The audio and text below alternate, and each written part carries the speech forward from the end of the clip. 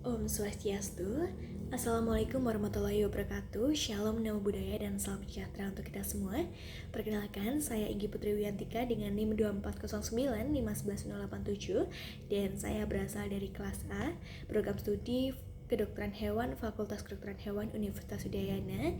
Di sini saya membuat video ini dengan tujuan untuk mengerjakan tugas GPL 2 mengenai manajemen dan kesehatan babi, yang pada kesempatan ini saya mengambil sebuah tema yaitu peran kolostrum dalam menurunkan mortalitas anak babi pada periode neonatal.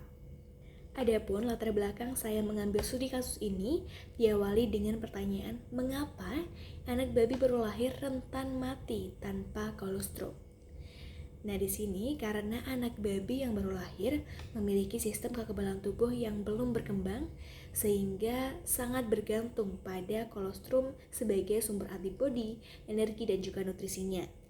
Kurangnya konsumsi kolostrum dalam 24 jam pertama setelah lahir dapat meningkatkan risiko hipotermia, diare, dan juga kematian pada periode neonatal.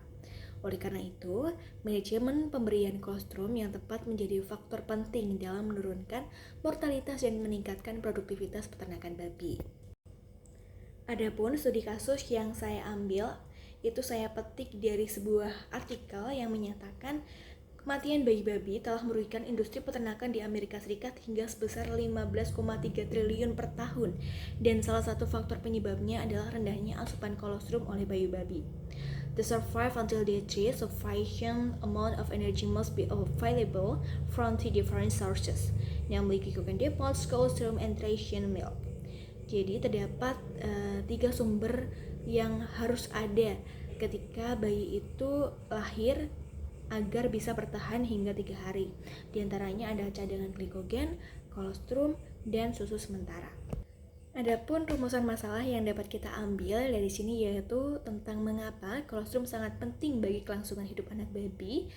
Lalu apa dampak kurangnya konsumsi kolostrum terhadap kesehatan anak babi?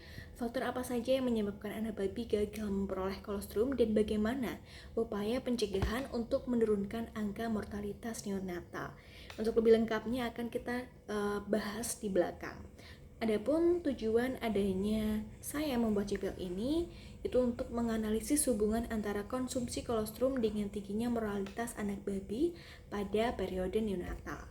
Sebelum kita menuju lebih dalam lagi mengenai mortalitas anak babi akibat kekurangan kolostrum, kita harus tahu terlebih dahulu apa itu kolostrum.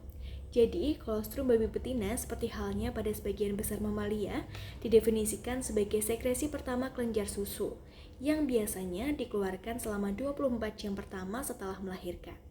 Tidak seperti susu babi betina, kolostrumnya ditandai dengan konsentrasi protein yang lebih tinggi dan juga konsentrasi laktosa dengan lemak yang lebih rendah. Adapun fungsinya dari beberapa jurnal yang saya baca dan studi-studi yang ada itu menunjukkan bahwa konsumsi kolostrum minimal 300 gram per anak babi dapat dianggap memadai untuk pertumbuhan dan juga kelangsungan hidup yang optimal dalam kondisi lapangan. Oleh karena itu perlu dilakukan adanya pemberian kolostrum ini dengan tepat. Adapun kolostrum sendiri memiliki peran penting karena merupakan sumber imunoglobin ataupun antibodi, energi dan juga nutrisi yang dibutuhkan oleh anak babi. Pada 3 hari pertama kehidupan, anak babi bergantung pada 3 sumber energi utama, yaitu cadangan glikogen tubuh, kolostrum dan juga susu transisi seperti yang saya sebutkan di awal.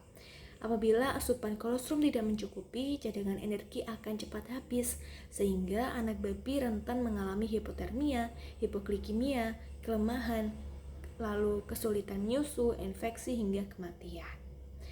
Seperti yang ada pada gambar di PPT saya ini juga menunjukkan beberapa indikasi ataupun beberapa contoh ketika bayi babi itu sendiri kurang ataupun kekurangan kolostrum itu.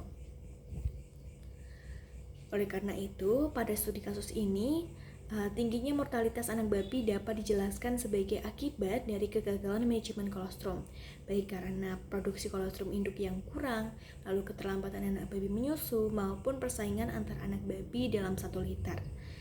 Untuk pemberian kolostrum yang cukup pada 24 jam pertama setelah lahir merupakan langkah utama untuk meningkatkan kelangsungan hidup anak babi dan juga dapat menekan angka mortalitas itu sendiri.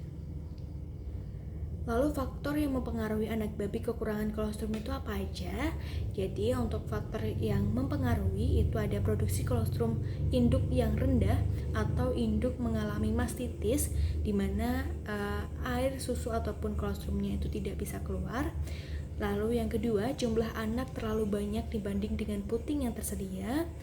Yang ketiga itu anak lahir lemah, berat lahir rendah, dan mengalami hipotermia sehingga dari si anak itu sendiri tidak bisa mendekat kepada induk dan mengambil kolostrum itu sendiri. Lalu di sini juga anak terlambat menyusu akibat penanganan dan manajemen yang kurang baik. Jadi setelah melahirkan itu alangkah baiknya terdapat manajemen yang baik di mana dari peternak sendiri itu akan membantu si anak untuk mendapatkan kolostrum di induknya.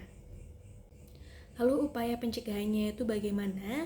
Untuk upaya pencegahan daripada si anak babi ini tidak mendapat kolostrum dengan baik ataupun dengan cukup, itu kita dapat lakukan dengan membantu anak babi segera menyusu setelah lahir, lalu memastikan semua anak memperoleh kolostrum dalam 24 jam pertama, menghangatkan anak babi agar tidak hipotermia, mengawasi induk saat melahirkan, melakukan cross fostering bila jumlah anak babi terlalu banyak, lalu kita juga dapat menjaga kebersihan kandang serta memberikan nutrisi yang baik pada induk selama kebuntingan agar kolostrum ataupun susu ASI yang dihasilkan oleh induk itu sendiri dapat berjalan dengan lancar dengan volume yang memadai.